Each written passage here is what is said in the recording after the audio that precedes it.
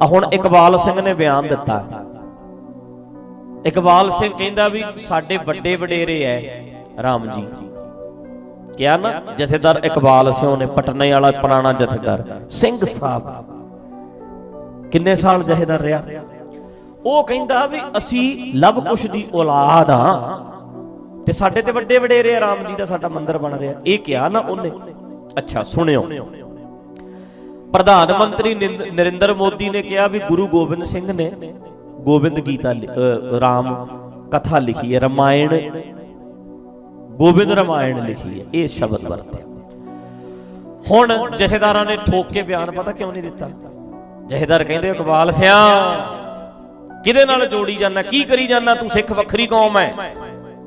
ठोक के बयान पता क्यों नहीं दिता, क्योंकि पता भी इकबाल सिंह ने साडे ग्रंथ लिया के साडे सामने रख देने भी इन्हां च लिखिया।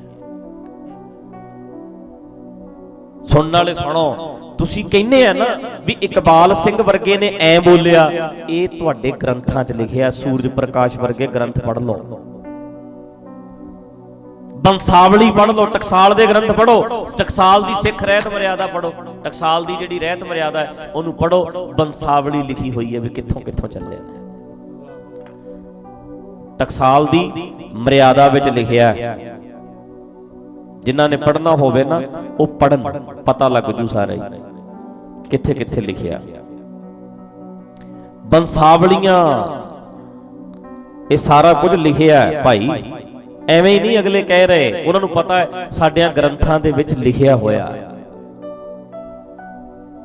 नोट करने वालियां गल्लां ने, उन्हां दा कसूर नहीं, साडियां ने लिखिया होया सारा कुछ। रामायण रामावतार की दसम ग्रंथ च नहीं लिखिया, कृष्णावतार ते रामावतार दसम ग्रंथ च लिखिया। ते ओदे उत्ते की लिखिया भी लिखिया किन्ने है, गुरु गोबिंद सिंह ने। ते किन्ने चिर तो रौला पाउंदे ने सिख, किन्ने वो कहंदे ने दसम ग्रंथ गुरु गोबिंद सिंह दी बाणी नहीं, ये कहंदे ने ना बड़े बंदे रौला पाउंदे ने ना। उन्हां नूं पंथ चों छेक दिता, पंथ चों कढता। ज्ञानी भाग सिंह वाले वाला पंथ चों कढता उन्हां ज्ञानी जी नूं। प्रोफैसर दर्शन सिंह नूं भी कढता ग्रुप, वो भी उन्हां दा भी कढता। मतलब जेड़े जेड़े बंदियां ने दसम ग्रंथ की गल कीती पंथ चों बाहर कढते। ते अज उसे दसम ग्रंथ दे विच हवाला दे के अगले कहंदे आ जी लिखिया है, रामावतार भी लिखिया, कृष्णावतार भी लिखिया। ते बाबे हरनाम सिंह धुम्मे ने यह मन्निया भी इहदा उलत्था कराया गुरु गोबिंद साहब ने। ये उन्हां दी अपनी रचना नहीं, इन्हां दा उलत्था है।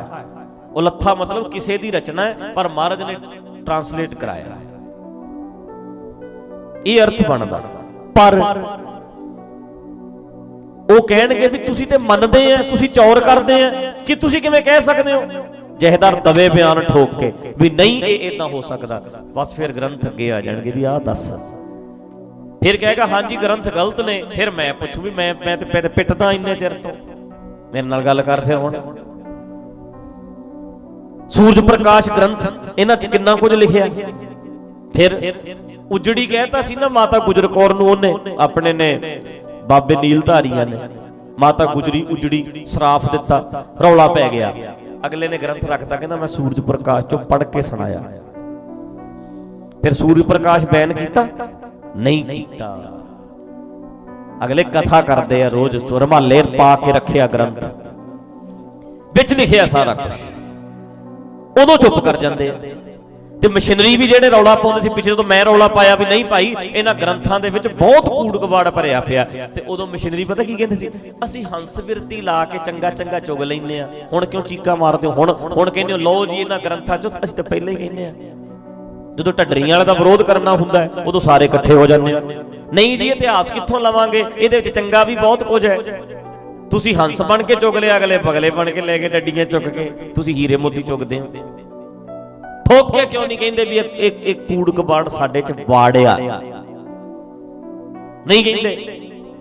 ਜਿੱਦਣ ਆ ਹੁਣ ਸਟੇਟਮੈਂਟਾਂ ਅਗਲੇ ਦਿੰਦੇ ਨੇ ਵੱਡੇ ਚੈਨਲਾਂ ਤੇ ਬਹਿ ਕੇ, ਜੇ ਖੜ ਜੋ ਆਉਣ ਵਾਲੇ ਸਮੇਂ 'ਚ ਹੋਰ ਵੀ ਦੇਣਗੇ। ਤੁਹਾਡੇ ਗ੍ਰੰਥਾਂ 'ਚੋਂ ਪੜ ਪੜ ਕੇ ਕਹਿਣਗੇ ਤੁਸੀਂ ਰੁਮਾਲੇ ਪਾ ਪਾ ਰੱਖੇ ਆ।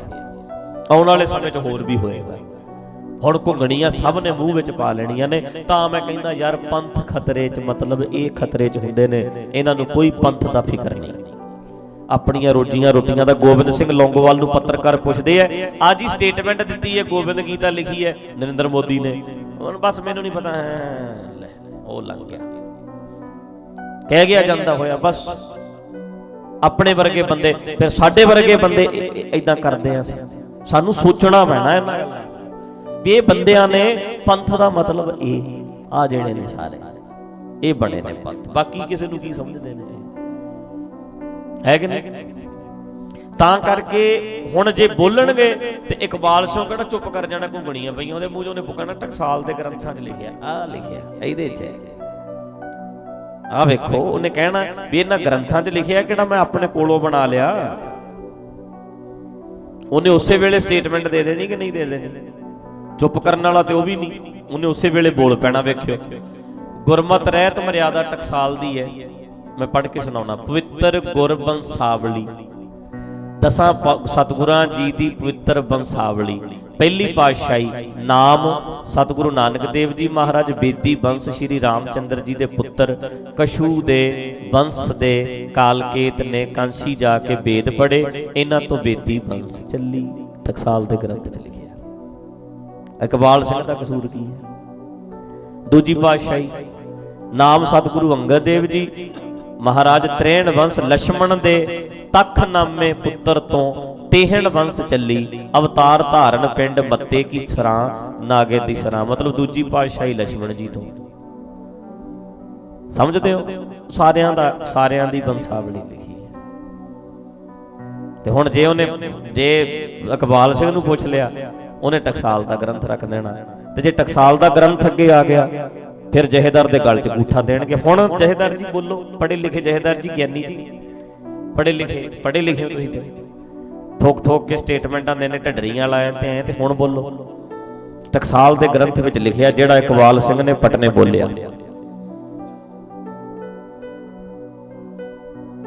ਦਸਮ ਗ੍ਰੰਥ ਵਿੱਚ ਲਿਖਿਆ ਰਾਮਾ ਅਵਤਾਰ ਜਿਹੜਾ ਨਰਿੰਦਰ ਮੋਦੀ ਨੇ ਬੋਲਿਆ। ਹੁਣ ਬੋਲੋ, ਹੈ ਜਵਾਬ?